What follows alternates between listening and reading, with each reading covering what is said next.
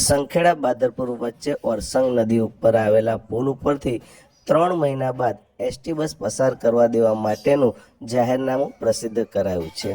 તાજેતરમાં જ ગુજરાત સરકારના માર્ગ અને મકાન વિભાગ તેમજ આલેખન વર્તુળ ગાંધીનગરના પ્રતિનિધિ તેમજ કન્સલ્ટન્ટ મેસર્સ પંકજ એમ પટેલ તેમજ કાર્યપાલક ઇજનેર માર્ગ અને મકાન વિભાગ સ્ટેટ છોટાઉદેપુરની કચેરી દ્વારા બ્રિજની સંયુક્ત રીતે મુલાકાત કરાઈ હતી।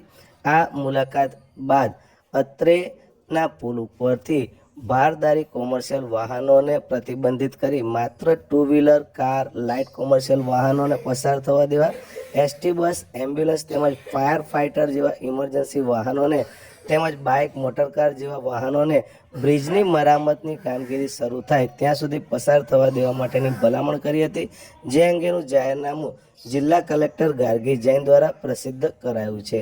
જો કે આ પુલ ઉપરથી માત્ર એસટી બસ, એમ્બ્યુલન્સ તેમજ ફાયર ફાઇટર જેવા ઇમરજન્સી વાહનો અને અન્ય લાઇટ વ્હીકલ, પરંતુ 10 ટનથી વધારે વજન તેમજ 2 એક્સેલથી વધારે એક્સેલવાળા વાહનોએ માત્ર ડાયવર્ઝનનો જ ઉપયોગ કરવાનો રહેશે। આ અંગેનું જાહેરનામું પ્રસિદ્ધ કરાયું છે। સંખેડાથી ડભોઈ તરફ જતા ભારદારી વાહનો એ કોમર્શિયલ વાહનોએ સંખેડાથી હાડોદ ચોકડી થઈ, રતનપુર રોડ થઈ, કરનેટ રોડ થઈ, કરનેટ બ્રિજ પરથી બોરિયાત થઈ ડભોઈ જઈ શકશે।